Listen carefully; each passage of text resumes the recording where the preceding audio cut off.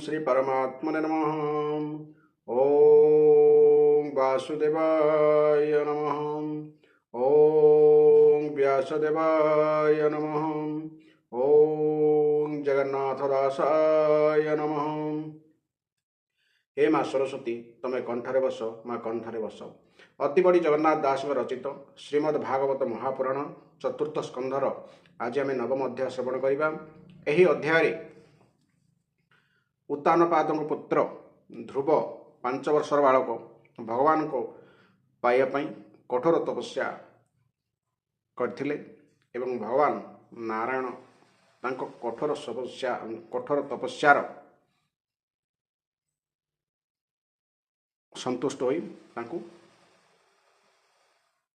तांको सामनारे भगवान नारायण देखा देइथिले एवं तापरे ध्रुवंकर प्रत्यागमन घर को होइथिला एवं पिता उत्तानपाद राजा उत्तानपाद तांको राजपद देवा पई कहिथिले, किंतु ध्रुव ताकू ग्रहण करिथिले कि करिनथिले वर्तमान एही अध्याय में जानी परिबा। तेबे आसंतु आरंभ करिबा चतुर्थ स्कंध नवम अध्याय।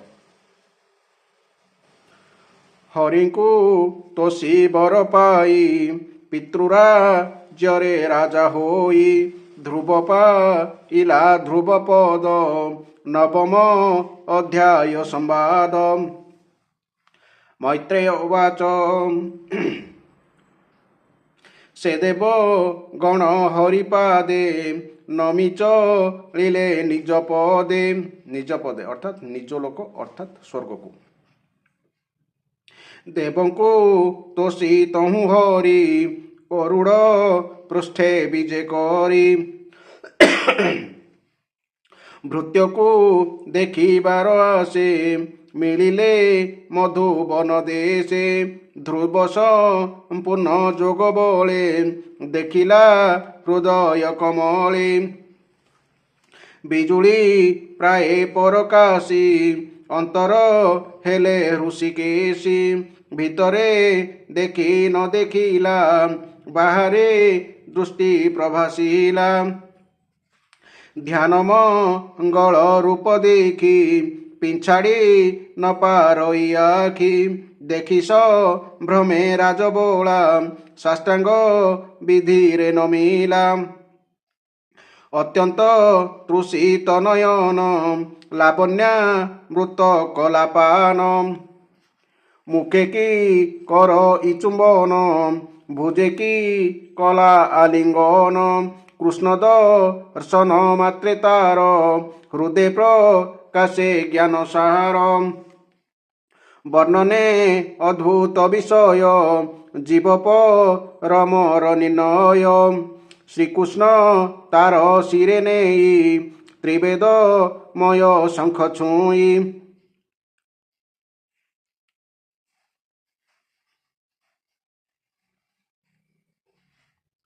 कल्याण कले हृदय तोर प्रकाशु वांछित जगीर एमंत प्रभु आज्ञा संखे श्रुति स्फुरिला ध्रुव मुखे श्रीहरि अनुग्रहे ध्यान ध्रुवरु दरे कलास्थान द्वादश आदित्य की जानी द्वादश श्लोके स्तुति भणी द्वादश श्लोके स्तुति भणी ध्रुव उवाच नमस्ते प्रभु भगवान ब्रह्मपुरुष तोर नाम मोर ज्ञान हृदय पशी चेतना देलो ऋषिकेशी हे प्रभु निज तेज तोर अनंत शक्ति अगोचर जे कर्म ज्ञान इंद्रिय दश तो शक्ति बले परकाश तू एक प्रभु भगवान तो शक्ति अनेक विधान तोर यारु महतत्व महतु अशेष जगत एमंत प्रकाश कराई अंशे प्रवेश तहि होई सगुण प्राये तु प्रकाशु जेसने काष्ठे विभावसु कहले अग्नि ବ୍ରହ୍ମା ଯେ ଜଡ଼ ରୂପେ ଥିଲା, ତୋ ପାଦେ ଶରଣ ପଶିଲା। ତୋଠାରୁ ଲଭି ଉପଦେଶ, ଦେଖିଲା ତୋ ରୂପ ଅଶେଷ। ଧର୍ମାର୍ଥ କାମ ମୋକ୍ଷ ଫଳ, ତୋହର ଚରଣ କମଳ। ହେ ଆର୍ତ ବନ୍ଧୁ ତୋତେ ପୂଜି, ସକାମ କର୍ମେ ଯେହୁ ମଜି। ତୋର ହିମା ସେ ପାଶୋରେ, ସ୍ୱଭୋଗ ଅର୍ଥେ କର୍ମ করে। ছাড়ই অভয় চরণ, যে জন্ম মৃত্যু নিবারণ। কল্পপা দপ মূলে বসি, অনিত্য দেহ সুখ ইছি। বিষয় ভোগে মগ্ন হই, যে ভোগ নরকে মিলই। যে সাধু সঙ্গ অনুসরে, তো কথা মৃত পান করে। তোহর অভয় চরণ, হৃদেক রই নিত্য ধ্যান। সে সুখ ব্রহ্ম পদে নাহি, স্বর্গভ গতা তুলে নাহি। যমর অসি কাটু বলে, বিমানু খসি পড়ে তলে। এণু তো অভয় চরণে, আশ্রিত যেতে সাধুগণে। ତାଙ୍କ ଚରଣ ସେବା ମୋତେ, ଦିଅ ନନ୍ତ ବିରତେ। ଭକ୍ତଙ୍କ ମୁଖ ପଦ୍ମ ପ୍ରାୟେ, ତୋ କଥା ମଧୁ ଧାରା ବହେ। ଭାବେ ମୁଁ ହେଲେ ମଧୁକର, ଈଶତେ ତରିବି ସଂସାର। ଈଶତେ ମାନେ ଅକ୍ଲେଶରେ। ତୋହର ତୋହର ପାଦ ଅରବିନ୍ଦ, ଯହିଁରେ ପୂରିଛି ସୁଗନ୍ଧ। ତହିଁରେ ମଧୁ ଲିଟପନ୍ତି, ପ୍ରାୟ ସାଧବେ ଯେତେ ଥାନ୍ତି। ମଧୁଲିଟ କହିଲେ ଅର୍ଥାତ୍ ଭ୍ରମର। ତାହାଙ୍କ ସେବା ଯେହୁ ପାଇ, ସୁତଦା ରାଧି ପାଶୋରଇ। ନ କରେ ନିଜ ଦେହେ ଭାବ, ଧନ୍ୟମ ହିମା ପଦ୍ମନାଭ। ତ୍ରିଗୁଣ ମହଦଙ୍କାରେ, ଯେ ସ୍ଥୂଳ ସୂକ୍ଷ୍ମାଦି ଭେଦରେ। ବିରାଟ ସ୍ଥୂଳ ରୂପ ତୋର, ଜାଣନ୍ତି ଶାସ୍ତ୍ର ବଳେ ନର। ତୋ ନିଜ ବ୍ରହ୍ମ ରୂପ ଜାଣ, ବାଦରେ ନୁହଇ ପ୍ରମାଣ। ତାହା ଜାଣେ ଯେ ଭକ୍ତଜନ, ନିବୃତ ହେଲେ ଅଭିମାନ। ତୋ କୃପା ବଳେ ମହାବାହୁ, ତା ସଙ୍ଗେ ମୋର ସଙ୍ଗ ହେଉ। କଳ୍ପାନ୍ତେ ଅଖିଳ ଭୁବନ, ତୁ ଗର୍ଭେ ରଖି ଭଗବାନ। ଅନନ୍ତ ଶଯ୍ୟାରେ ନିଦ୍ରିତ, ନାଭିରୁ ସ୍ୱର୍ଣ୍ଣ ପଦ୍ମଜାତ। ସେ ପଦ୍ମେ ବ୍ରହ୍ମାର ସମ୍ଭବ, ନମସ୍ତେ ନାରାୟଣ ଦେବ। ତୁ ନିତ୍ୟ ମୁକ୍ତ ଶୁଦ୍ଧ ରୂପା, ତୁ ନିତ୍ୟ ମୁକ୍ତ ଶୁଦ୍ଧ ରୂପୀ। ଆତ୍ମା ପୁରୁଷ ସର୍ବବ୍ୟାପୀ, ତୁ ତିନି ଗୁଣ ଅଧୀଶ୍ୱର। ଆଦି ପୁରୁଷ ନିର୍ବିକାର, ତୁ ବୁଦ୍ଧି ସାକ୍ଷୀ ନିରଞ୍ଜନ। ସକଳ ଯଜ୍ଞ ଅଧିଷ୍ଠାନ, ସୃଷ୍ଟି ପାଳନ ସଂହାରଣ। ତୁ ଜୀବ ଠାରୁ ବିଲକ୍ଷଣ, ଏ ବିଦ୍ୟା ଆଦି ନାନା ଶକ୍ତି। ଉଦ୍ଭବ ତୋଠାରୁ ହୁଅନ୍ତି, ବିଶ୍ୱଭାବନ ବିଶ୍ୱରୂପ। କେବଳ ଆନନ୍ଦ ସ୍ୱରୂପ, ଅନାଦି ଅଖଣ୍ଡ ଅନନ୍ତ। ଶରଣ ଗଲି ରଘୁନାଥ, ମୁଁ ତୋର ପଦ୍ମ ପାଦେ ଭଜି। ସଂସାର ଭୋଗେ ପୁଣି ମଜି, ତୁ ଅନୁଗ୍ରହ ମତେ କର। ବାଳକେ ପ୍ରାୟ ରକ୍ଷା କର। ମୈତ୍ରେୟ ଉବାଚ, ଏମନ୍ତ ବହୁବିଧ ସ୍ତୁତି।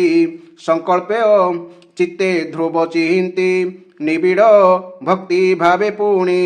ଦର୍ଶନ କରି ହେଲା ତୁନି, ତା ଭକ୍ତି ଭାବ ସ୍ତୁତି ଶୁଣି। ହସି ବୋଲନ୍ତି ଚକ୍ରପାଣି। ଶ୍ରୀ ଭଗବାନ ଉବାଚ, ଧ୍ରୁବ ତ ହର ସଂକଳ୍ପିତ, ଯାହା ମୁଁ ଜାଣେ ତୋର ଚିତ। ତୋତେ ମୁଁ ଦେବି ଏହୁ ବର, ବ୍ରହ୍ମା ଇନ୍ଦ୍ରଙ୍କୁ ଅଗୋଚର। গ্রহ নক্ষত্র চক্রপন্থী জ্যোতিষ চক্র পরিস্থিতি যেমন্ত বଳି বর্দগণ মেরিরে হুয়ন্তি বন্ধন। বଳି বর্দগণ অর্থাৎ বଳଦ মানে তেনে জ্যোতিষ চক্রে বসি ভ্রমুচ্ছন্তি কল্পবাসী ত্রৈলোক্য প্রলয়র কালে সে স্থান রহে সুনিশ্চলে কশ্যপ ধর্ম যে পাবক শুক্র যে সপ্ত ঋষি লোক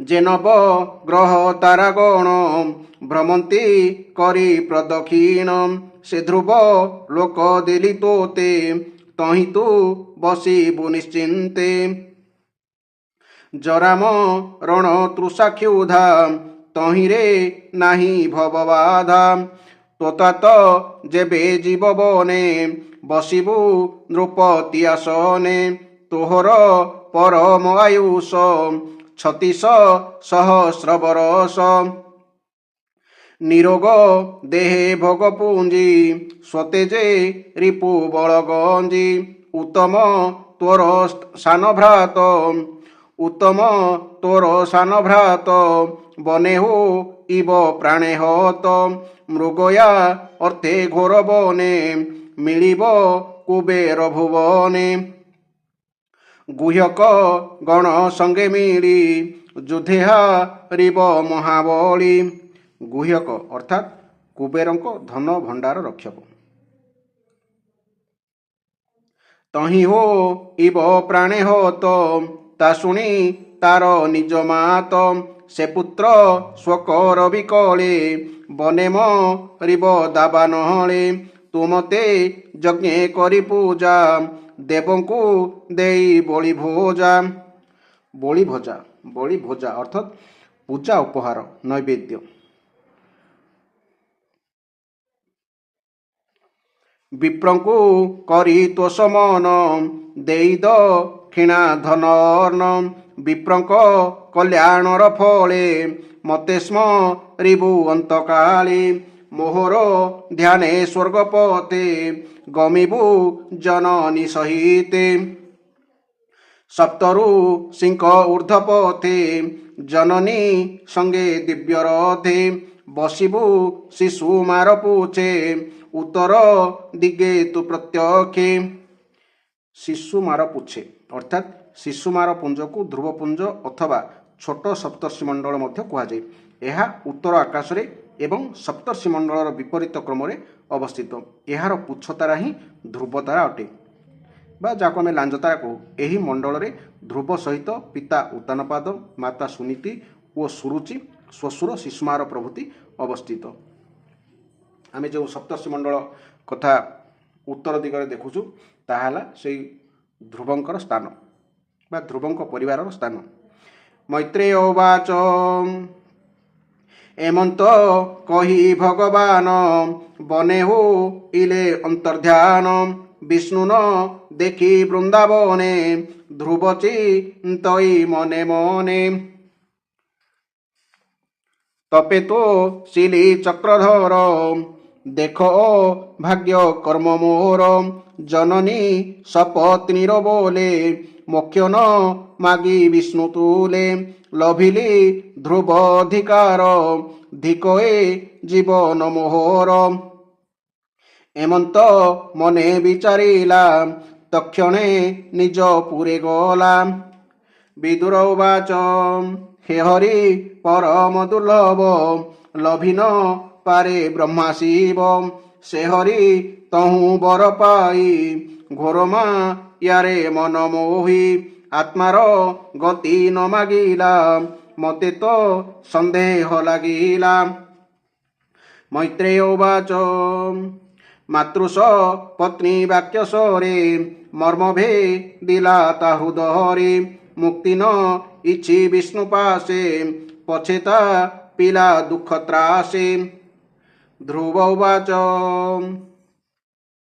সনন্দ আদি যোগী জনে অষ্টাঙ্গ যোগ অভ্যাসনে নিশ্চল ধ্যানে নিত্য চিন্তি যে পদ লভি ন পারন্তি সে পদ হস্তু পকাইলি দেখ ভাগ্য কর্ম কলি কল্পপা তপ ছায়া তেজি নিরাশ পথে চক্ষু বুজি ধাইলি তৃষিত বদনে ধিকয়ে মোহর জীবনে। মৈত্রেয় উবাচ এমন্তে মন দুঃখ করি ধ্রুবমি লীলা নিজ পুরী পথে ধ্রুবকু দেখি জনে মিলিলে রাজা সন্নিধানে কেতে হে জন বেগে ধাই কহিলে রাজা আগে যাই ভোনাথ শুণ সাবধানে ধ্রুবমি লীলে উপবনে নিধি প্রাপত প্রায়মণি সম্ভ্রম চিত্তে নৃপমণি তক্ষণে আসনু উঠিলা নারদ বাক্য সুমরিলা আনন্দ সাগরে চারক কণ্ঠরে হার দিলাম আনন্দ সাগরে বুড়িলা চারক কণ্ঠরে হার দিলাম সুবর্ণ পরিচ্ছদ রথে বেগে চলিলা রাজপথে সঙ্গে ব্রাহ্মণ কুলবুধ সঙ্গে ব্রাহ্মণ কুলবৃদ্ধ যে জ্ঞাতি কুটুম্ব সুহৃদ অমাত্য মন্ত্রী কুল যেতে ধাইলে বাদ্য নাদ গীতে সুনীতি সুরুচি সহিতে নানা অলঙ্কার ভূষিতে সুবর্ণ শিবিকা আরোহী উত্তম পুত্রে সঙ্গে নেই ধ্রুবকু দেখি উপবনে আনন্দে বিস্মিত লোচনে রথুও লাই রাজা বেগে আনন্দে পুত্র অনুরাগে পুত্রকু আলিঙ্গন কলা যেণু ও শেষ পুণ্য থিলা যে ধ্রুব বিষ্ণু অঙ্গ সঙ্গে অশেষ তীর্থ যার অহঙ্গে আঘ্রাণ করি শিরদেশে হৃদেল গাই অতি তোষে মুন্ডে চিলা অশ্রুবারি হৃদয়ে পুণ পুণ ধরি পিতা চরণে ধ্রুব নমি বালসো ভাবে পথ শ্রমি সুরুচি সুনীতি চরণে ধ্রুবন মিলা তৎক্ষণে জননী পুত্র মুখ চাহি হরস কে পারিব কহি সুরুচি ধ্রুবে ধরি কোলে চুম্বন দেলা সুখ ভোଳି সুনীতি পুত্র কোলে ধরি হৃদরে বহে ক্ষীর বারি জনেক রন্তি জয়বাণী ধ্রুবকু ঘেনি নৃপমণি মিলিলে নিজ পুরে আসি ধ্রুবম হিমা পরং সহসী ধ্রুব প্রবেশে পুরজনে আনন্দে যে যাহা ভুবনে উৎসব অনেক প্রকারে প্রদীপ পূর্ণ কুম্ভদ্বারে প্রাচীর অট্টালি সমেতে চিত্র প্রতিমা রত্নকান্তি তৃণল বাই গৃহমণ্ডে চন্দন ছেড়া রাজদাণ্ডে স্বভাবে প্রিয় ব্রতপুর কিয় বা দেবা পটান্তর সকল পুর নারী বৃন্দে ধ্রুবকু দেখিন আনন্দে গন্ধ চন্দন বাস পাণি দুর্বা অক্ষত পুষ্প আଣି অক্ষত দেই ধ্রুব মুন্ডে জয়স বদ কলে তুণ্ডে এমন্ত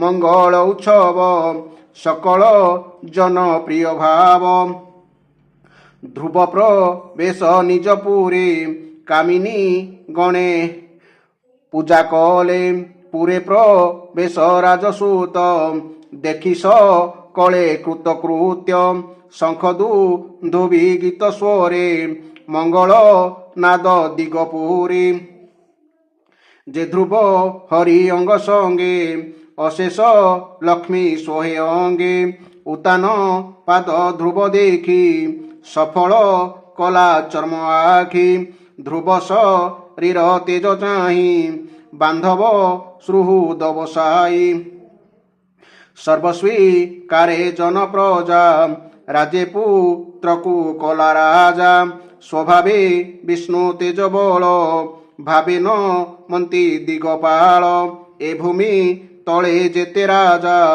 ଧ୍ରୁବ ଚରଣେ କଲେ ପୂଜା ବୈରାଗ୍ୟ ବିଧି ଚିନ୍ତି ମନେ ରାଜା ତ କ୍ଷଣେ ଗଲା ବନେ ସେ ଧ୍ରୁବ ଚରଣେ କମଳେ ସେ ଧ୍ରୁବ ଚରଣ କମଳେ ସୁଜନେ ନମ ଧ୍ୟାନ ବଳେ ଯାର ସ୍ମରଣେ ପାପ ନାଶେ ନିର୍ମଳ ଜ୍ଞାନ ପରକାଶେ ଚତୁର୍ଥ ସ୍କନ୍ଧେ ଭାଗବତ କହିଲା ବିପ୍ର ଜଗନ୍ନାଥ ଇତି ଶ୍ରୀମଦ୍ଭାଗବତେ ମହାପୁରାଣେ ପରମହଂସ ସହିତାୟଂ ଚତୁର୍ଥ ସ୍କନ୍ଧେ ଧ୍ରୁବ ରାଜ୍ୟ ଅଭିଷେକ ବର୍ଣ୍ଣନ ନାମ ନବମୋଧ୍ୟାୟ।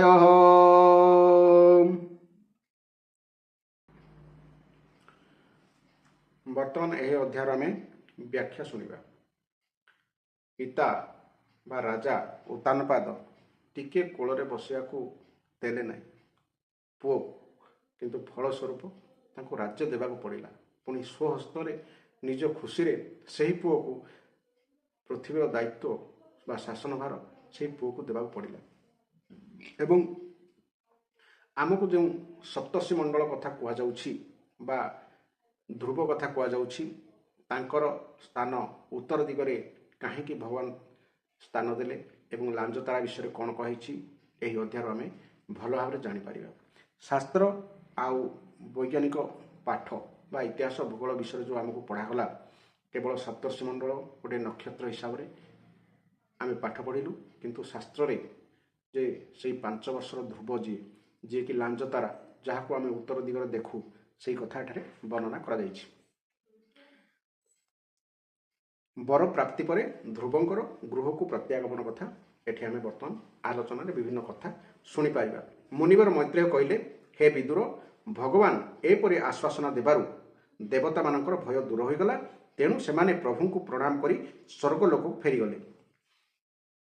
ଦେବତାମାନଙ୍କୁ କ'ଣ ଆଶ୍ୱାସନା ଦେଲେ ଭଗବାନ? ଯେତେବେଳେ ଧ୍ରୁବ ଗୋଟିଏ ଆଙ୍ଗୁଠିରେ ତପ କଲା, ସେତେବେଳେ ପୃଥିବୀବାସୀ ଅଣନିଶ୍ୱାସୀ ହୋଇଗଲେ ଏବଂ ସେମାନେ ଏକାଥରକ ଅଣନିଶ୍ୱାସ ହୋଇଥିବାରୁ ଭଗବାନ ନାରାୟଣ ପାଖକୁ ସମସ୍ତେ ଧାଇଁଲେ ଯେ ପ୍ରଭୁ, ଆମେ କ'ଣ ପାଇଁ ସବୁ ଅଣନିଶ୍ୱାସ ହୋଇଯାଉଛୁ। ତାହା ଫଳରେ ଭଗବାନ ନାରାୟଣ କହିଲେ ଯେ ଧ୍ରୁବ ବୋଲି ଜଣେ ବାଳକ, ଉତ୍ତାନପାଦଙ୍କ ପୁତ୍ର, ସେ ବର୍ତ୍ତମାନ କଠୋର ତପସ୍ୟାର କରୁଥିବାରୁ ତାହାର ଫଳସ୍ୱରୂପ ଆପଣମାନେ ଅଣନିଶ୍ୱାସ ହୋଇଯାଇଛନ୍ତି ଏବଂ ଆପଣମାନେ ଯାଆନ୍ତୁ, ମୁଁ ତା କଥା ବୁଝିବି ଏବଂ ତାଙ୍କୁ ତାଙ୍କର ତପସ୍ୟାର ଫଳ ଦେଲେ ଆପଣମାନେ ନିଶ୍ଚିନ୍ତ ରହିପାରିବେ। ତାହାପରେ ବିରାଟ ସ୍ୱରୂପ ଭଗବାନ ଗରୁଡ଼ ପୃଷ୍ଠରେ ଆରୂଢ଼ ହୋଇ ନିଜ ଭକ୍ତକୁ ଦେଖିବା ନିମନ୍ତେ ମଧୁବନକୁ ଚାଲିଲେ। ସେତେବେଳେ ଧ୍ରୁବ ତୀବ୍ର ଯୋଗ ଅଭ୍ୟାସରେ ଏକାଗ୍ର ହୋଇଯାଇଥିବା ବୁଦ୍ଧି ଦ୍ୱାରା ଭଗବାନଙ୍କର ଯେଉଁ ବିଦ୍ୟୁତ୍ ସମାନ ଦେଦୀପ୍ୟମାନ ମୂର୍ତ୍ତିକୁ ନିଜ ହୃଦୟ କମଳରେ ଧ୍ୟାନ କରିଚାଲିଥିଲେ, ତାହା ହଠାତ୍ ଅନ୍ତର୍ନିହିତ ହୋଇଗଲା। ଅର୍ଥାତ୍ ନିଜ ହୃଦୟ ଭିତରୁ ଯେଉଁ ଅନ୍ତର୍ଦୃଷ୍ଟିରେ ଚକ୍ଷୁରେ ଦେଖୁଥିଲେ, ତାହା ତାଙ୍କ ହୃଦୟରୁ ଗାୟବ ହୋଇଗଲା। ତେଣୁ ବ୍ୟସ୍ତ ହୋଇ ସେ ନେତ୍ର ଖୋଲି ଦିଅନ୍ତି ତ ଦେଖିଲେ ଭଗବାନ ସେହି ରୂପରେ ବାହାରେ ତାଙ୍କ ଆଖି ଆଗରେ ଠିଆ ହୋଇଛନ୍ତି। ହଠାତ୍ ପ୍ରଭୁଙ୍କ ଦର୍ଶନ ପାଇ ବାଳକ ଧ୍ରୁବ ଅତ୍ୟନ୍ତ ସମ୍ଭ୍ରମରେ ଭାବ ବିହ୍ୱଳ ହୋଇଗଲେ। ସେ ତଳେ ଦଣ୍ଡ ପରି ପଡ଼ିଯାଇ ପ୍ରଭୁଙ୍କୁ ପ୍ରଣାମ କଲେ ଏବଂ ତାପରେ ସେ ପ୍ରେମଭରା ଦୃଷ୍ଟିରେ ପ୍ରଭୁଙ୍କୁ ଏପରି ଚାହିଁ ରହିଲେ ଯେ ଦେଖି ମନେ ହେଲା ସତେକି ସେ ତାଙ୍କୁ ନେତ୍ରରେ ପିଇଯିବେ, ମୁଖରେ ଚୁମ୍ବନ ଦେବେ ଏବଂ ଦୁଇ ବାହୁରେ ଭିଡ଼ି ଧରିବେ। ସେ କରଯୋଡ଼ି ପ୍ରଭୁଙ୍କ ସମ୍ମୁଖରେ ଠିଆ ହୋଇଥିଲେ ଓ ପ୍ରଭୁଙ୍କୁ ସ୍ତୁତି କରିବାକୁ ଚାହୁଁଥିଲେ, କିନ୍ତୁ ଏପରି କିପରି କରିବେ ଜାଣିନଥିଲେ। ସର୍ବାନ୍ତର୍ଯାମୀ ହରି ତାହାଙ୍କ ମନ କଥା ଜାଣିଗଲେ।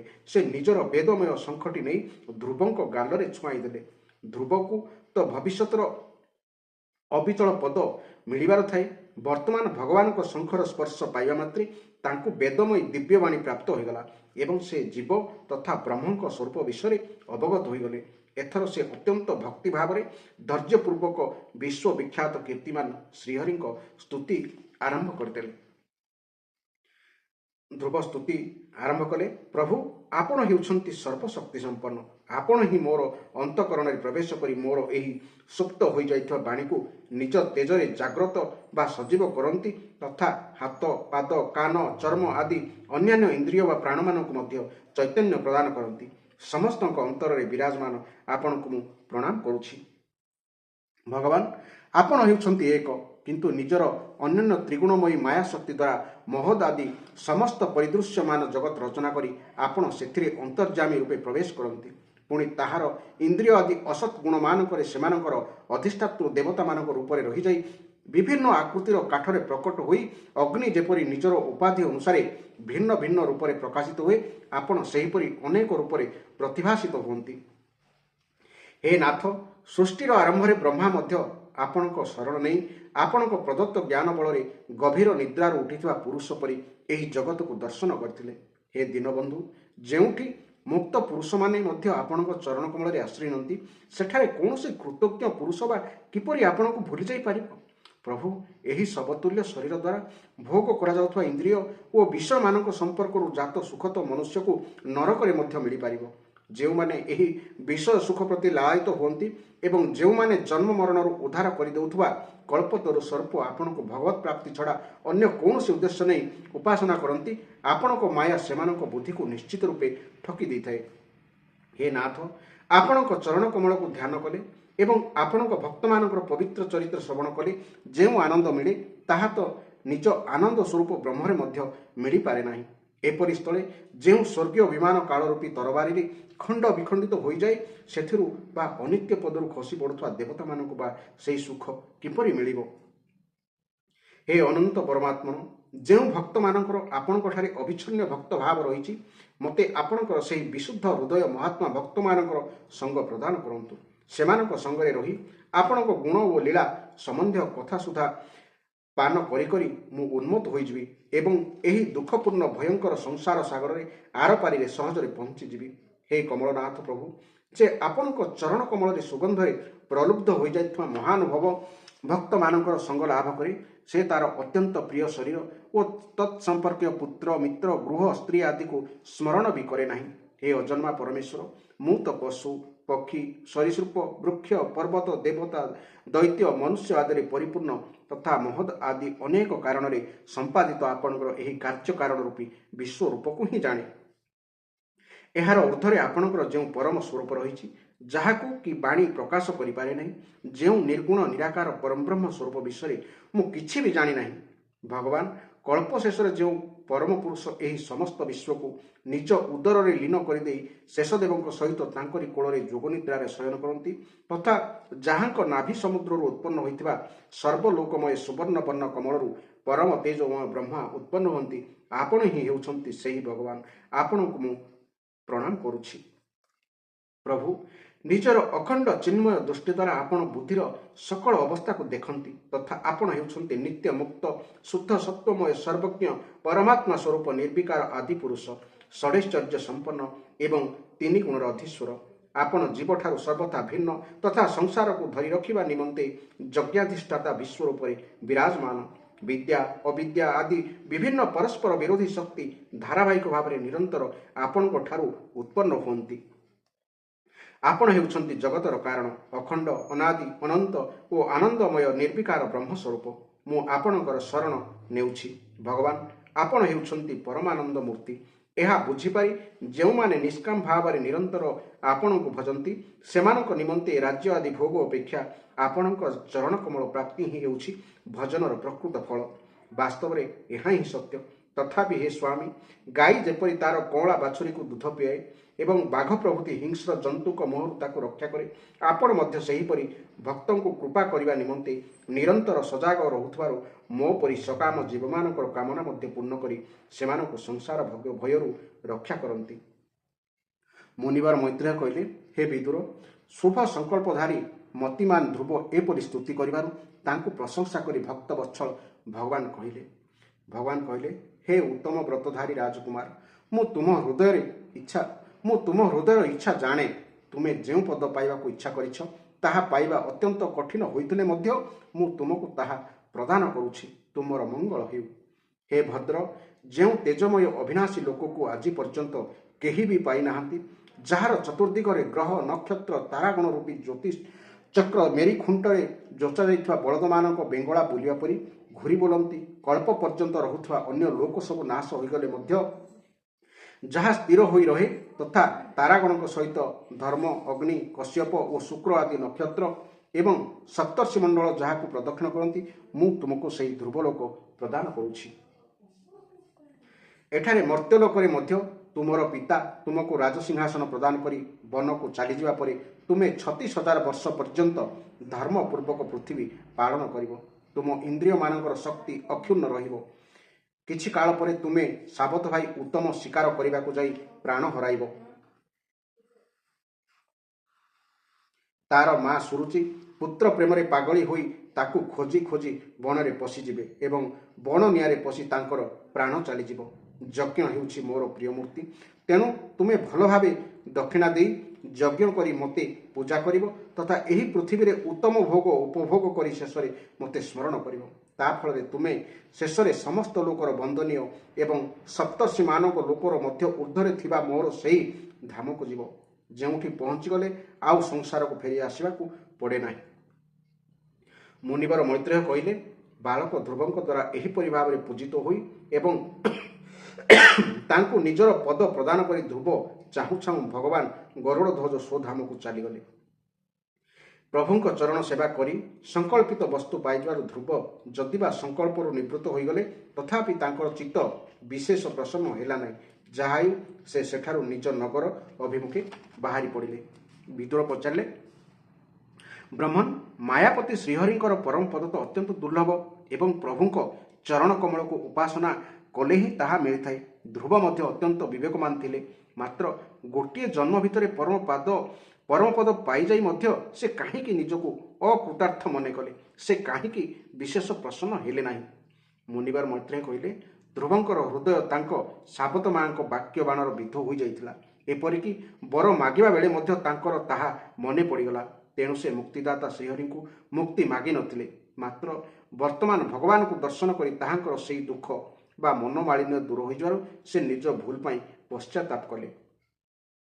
ଧ୍ରୁବ ମନେ ମନେ କହିବାକୁ ଲାଗିଲେ, ଆହା, ସନକ ଆଦି ଉର୍ଦ୍ଧ୍ୱରେତା ବା ନୈଷ୍ଠିକ ବ୍ରହ୍ମଚାରୀ ସିଦ୍ଧ ପୁରୁଷମାନେ ମଧ୍ୟ ଯାହାଙ୍କୁ ସମାଧି ଦ୍ୱାରା ଅନେକ ଜନ୍ମରେ ଲାଭ କରନ୍ତି, ସେହି ଭଗବତ ଚରଣର ଛାୟାକୁ ମୁଁ ମାତ୍ର 6ଟି ମାସ ମଧ୍ୟରେ ପାଇଗଲି।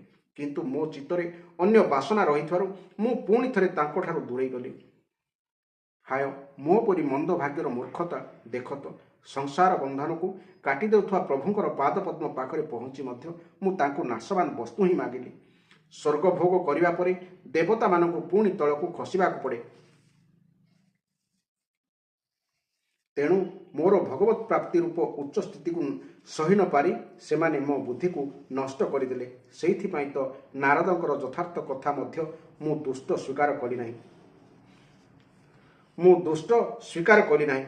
ଯଦିବା ସଂସାରରେ ଆତ୍ମା ଭିନ୍ନ ଅନ୍ୟ କିଛି ବି ନାହିଁ, ତଥାପି ଶୋଇଥିବା ମନୁଷ୍ୟ ଯେପରି ସ୍ୱପ୍ନରେ ନିଜ ଦ୍ୱାରା କଳ୍ପିତ ବାଘକୁ ଡରେ, ମୁଁ ମଧ୍ୟ ସେହିପରି ମାୟାରେ ମୋହିତ ହୋଇ ନିଜ ଭାଇକୁ ହିଁ ଶତ୍ରୁ ବୋଲି ଧରିନେଲି ଏବଂ ବୃଥାଟାରେ ହୃଦୟ ମଧ୍ୟରେ ଦ୍ୱେଷ ପୋଷଣ କରି ସେହି ରୋଗରେ ଜଳିଲି। ଯେଉଁ ବିଶ୍ୱାତ୍ମା ଶ୍ରୀହରିଙ୍କୁ ପ୍ରସନ୍ନ କରିବା ଅତ୍ୟନ୍ତ କଠିନ ତପସ୍ୟା, ତାହାଙ୍କୁ ତପସ୍ୟା ଦ୍ୱାରା ପ୍ରସନ୍ନ କରି ମଧ୍ୟ ମୁଁ ଯାହା କିଛି ମାଗିଲି, ଗତାୟୁ ପୁରୁଷ ନିମନ୍ତେ ଚିକିତ୍ସା ଯେପରି ବୃଥା, ଶତାୟୁ ପୁରୁଷ ନିମନ୍ତେ ଚିକିତ୍ସା ଯେପରି ବୃଥା, ସେସବୁ ସେହିପରି ବୃଥା। ହାୟ ହାୟ ହାୟ, ମୁଁ ବଡ଼ ଭାଗ୍ୟବାନ। ସଂସାର ବନ୍ଧନ ନାଶ କରୁଥିବା ପ୍ରଭୁଙ୍କୁ ମୁଁ ଶେଷରେ ସଂସାର ହିଁ ମାଗି ବସିଲି। ମୁଁ ଅତ୍ୟନ୍ତ ପୁଣ୍ୟହୀନ। କାଙ୍ଗାଳ ଯେପରି କୌଣସି ଚକ୍ରବର୍ତ୍ତୀ ସମ୍ରାଟକୁ ଅପାଛୁଡ଼ା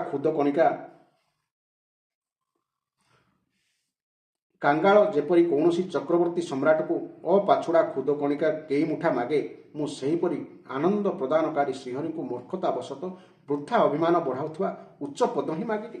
ମୁନିବର ମୈତ୍ରେୟ କହିଲେ, ହେ ବିଦୁର, ତୁମ ପରି ଯେଉଁମାନେ ଶ୍ରୀମୁକୁନ୍ଦ ପଦାରବିନ୍ଦ ମକରନ୍ଦର ହିଁ ମଧୁକର, ଯେଉଁମାନେ ନିରନ୍ତର ପ୍ରଭୁଙ୍କ ଚରଣରଜ ହିଁ ସେବନ କରନ୍ତି ଏବଂ ଯେଉଁମାନଙ୍କ ମନ ସ୍ୱତଃ ମିଳୁଥିବା ସକଳ ପରିସ୍ଥିତିରେ ସନ୍ତୁଷ୍ଟ ରହେ, ସେମାନେ ଭଗବାନଙ୍କୁ ତାହାଙ୍କର ସେବା ଛଡ଼ା ଅନ୍ୟ କୌଣସି ପଦାର୍ଥ ମାଗନ୍ତି ନାହିଁ।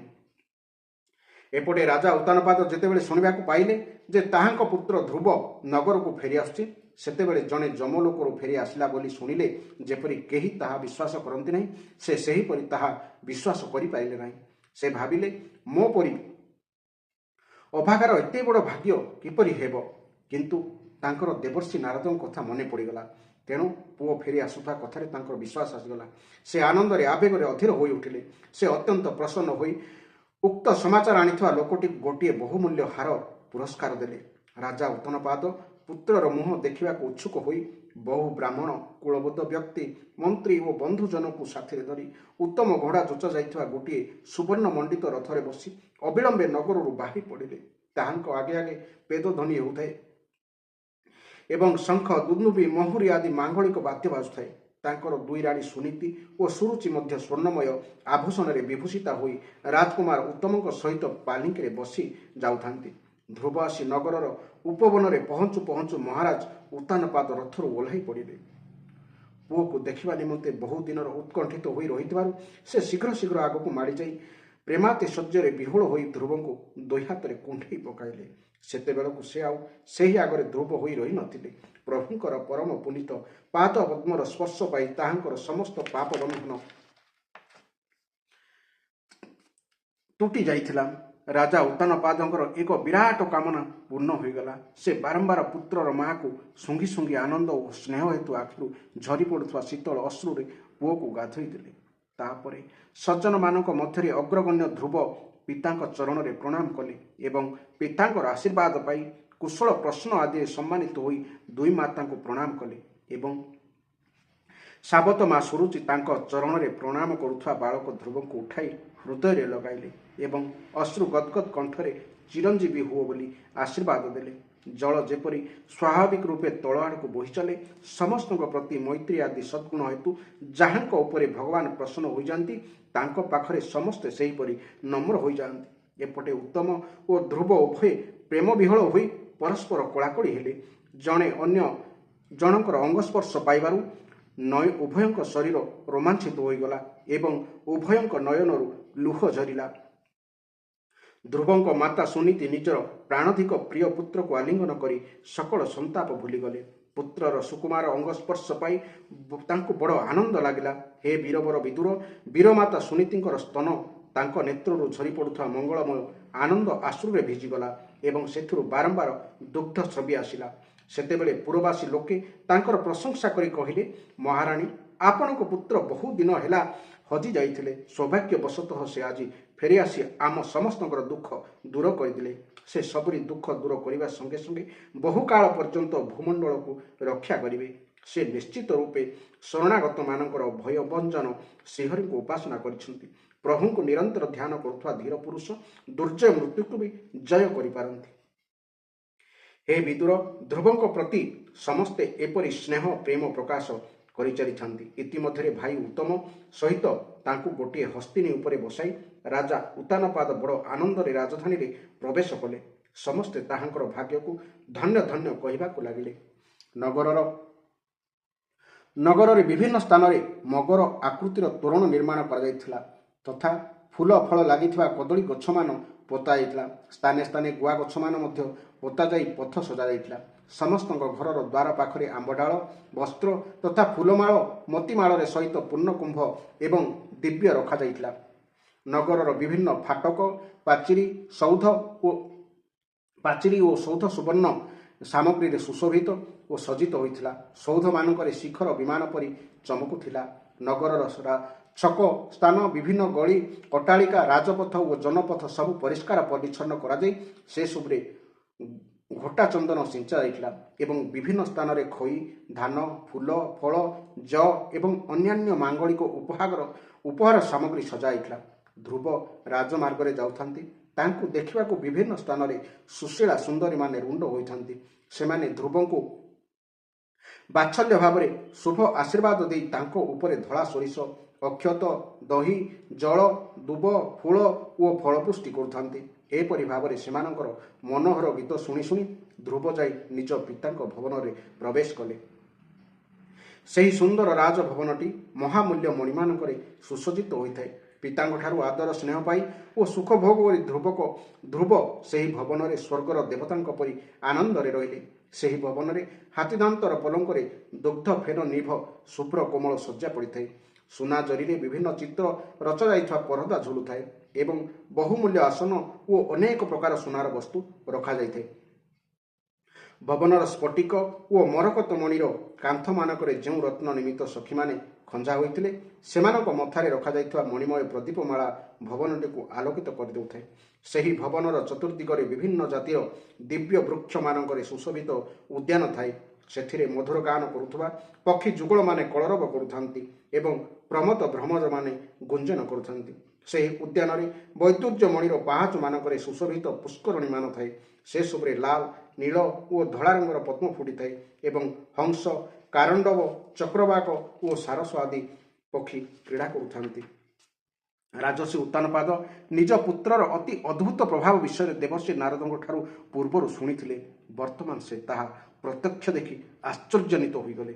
ପରେ ଯେତେବେଳେ ସେ ଦେଖିଲେ ଯେ ଧ୍ରୁବ ତରୁଣ ଅବସ୍ଥା ପ୍ରାପ୍ତ ହୋଇଗଲେଣି, ମନ୍ତ୍ରୀବର୍ଗ ତାକୁ ବଡ଼ ଆଦର ଦୃଷ୍ଟିରେ ଦେଖୁଛନ୍ତି ଏବଂ ପ୍ରଜାମାନେ ମଧ୍ୟ ତାଙ୍କ ପ୍ରତି ଅନୁରକ୍ତ, ସେତେବେଳେ ସେ ତାଙ୍କୁ ନିଖିଳ ଭୂମଣ୍ଡଳରେ ରାଜପଦରେ ଅଭିଷିକ୍ତ କରିଦେଲେ ଏବଂ ନିଜର ବୃଦ୍ଧାବସ୍ଥା ଆସିଗଲାଣି ଦେଖି ଆତ୍ମସ୍ୱରୂପକୁ ଚିନ୍ତନ କରିବା ସହିତ ସଂସାର ପ୍ରତି ବିରକ୍ତ ହୋଇ ବନକୁ ଚାଲିଗଲେ ରାଜର୍ଷି ବା ରାଜା ପିତା ଉତ୍ତାନପାଦ। ଏହି ଥିଲା ଏହି ଅଧ୍ୟାୟର ଗଭୀର ଭାବନାର ସହିତ ଗୂଢ଼ ତତ୍ତ୍ୱ ସହିତ ଅଧ୍ୟାୟଟି। ଏବଂ ସଂସାରରେ ମଣିଷ ଜନ୍ମ ହୋଇ ଏ ଯେଉଁ ମାୟା, ଯାହାକୁ ଆମେ ସତ ବୋଲି ମଣୁ, ତାହା ପଛରେ ମୋହିତ ହୋଇ ମଣିଷ ସାରା ଜୀବନ ବିତାଇ ଦିଏ। ଫଳତଃ ସେ ନିଜର ପରିବାର, ଯେପରି ବାପା, ମା, ଜେଜେ, ଜେଜେମା, ମାମୁଁ, ମାଇଁ, ମାଉସୀ, ନିଜ ପରିବାରକୁ ନେଇ ସେ ଯେତେ ଯେମିତି ଜାଣେ ବା ଜାଣି ଖୁସି ହୁଏ, ସେହି ମଣିଷ କେବେ ବି ଭଗବାନଙ୍କର ପରିବାରକୁ ଜାଣିବା ପାଇଁ, ଚିହ୍ନିବା ପାଇଁ କେବେ ବି ଉଦ୍ୟମ କରେ ନାହିଁ। ଫଳରେ ମଣିଷ ଦୁଃଖୀ ହୁଏ। ଆଉ ଶାସ୍ତ୍ରରେ ବି ଲେଖା ହେଇଛି, କଳିଯୁଗରେ ମନୁଷ୍ୟମାନେ ଗରିବ ହେବେ, ଦୁଃଖୀ ହେବେ ଓ ରୋଗାଗ୍ରସ୍ତ ହେବେ, ଅଧିକ କଷ୍ଟ ପାଇବେ। ତେଣୁ ଏହିସବୁ ବିପଦରୁ ରହିବା ପାଇଁ ପ୍ରତ୍ୟେକ ମଣିଷକୁ, ପ୍ରତ୍ୟେକ ବ୍ୟକ୍ତିକୁ, ପ୍ରତ୍ୟେକ ଶ୍ରୋତା ବନ୍ଧୁମାନଙ୍କୁ ଯେଉଁମାନେ ଏହା ଶ୍ରବଣ କରିଛନ୍ତି, ମୋର ତରଫରୁ 3 ବର୍ଷର ଶାସ୍ତ୍ର ଅଧ୍ୟୟନର ତର୍ଜମା ପରେ ଆପଣମାନଙ୍କୁ ମୁଁ ଅନୁରୋଧ କରୁଛି, ପ୍ରତିଦିନ ଭଗବତ ଗୀତା ହେଉ, ଭାଗବତ ମହାପୁରାଣ ହେଉ, ଟିକେ ପଢ଼ନ୍ତୁ ଆଜ୍ଞା। ପଢ଼ିଲେ ଏ କଳିଯୁଗରେ, ଏ ଭବ ସଂସାରରେ ଆପଣ ଖୁସିରେ ରହିବେ। ଏହି ଅଧ୍ୟାୟଟି ଆପଣମାନେ ଶ୍ରବଣ କରିଥିବାରୁ ଭଗବାନ ଆପଣଙ୍କର ସମସ୍ତଙ୍କୁ ମଙ୍ଗଳ କରନ୍ତୁ ଏବଂ କୃପା ଦୃଷ୍ଟିରେ ରଖିଥାନ୍ତୁ। ଜୟ ଜଗନ୍ନାଥ ପ୍ରଭୁ, ଜୟ ଜଗନ୍ନାଥ, ଜୟ ଜଗନ୍ନାଥ।